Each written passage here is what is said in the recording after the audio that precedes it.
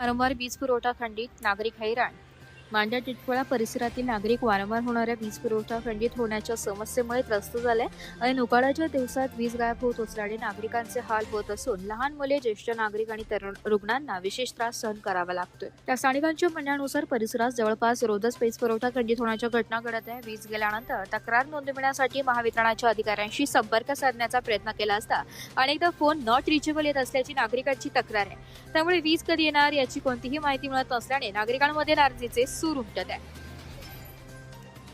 सध्या वाढत्या तापमानामुळे उकाडा प्रचंड वाढला असून वीज नसल्याने पंखे, कूलर आणि इतर आवश्यक उपकरणे बंद पडतात. त्यामुळे रात्रीच्या वेळीही नागरिकांना जागून काढावे लागत आहे. रोजचेच मध्ये त्याला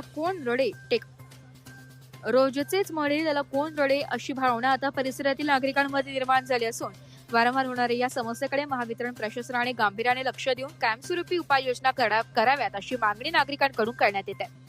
नागरिकांनी वीज पुरवठ्याबाबत तात्काळ माहिती देण्यासाठी हेल्पलाईन सेवा अधिक प्रभावी करण्यासह बिघाड झाल्यास त्वरित दुरुस्तीची व्यवस्था करण्याची मागणी केली आहे. परिसरातील वीज समस्येवर महावितरणाने लवकरात लवकर तोडगा काढावा अशी अपेक्षा व्यक्त केली आहे. Bureau report, Titwala news, Titwala.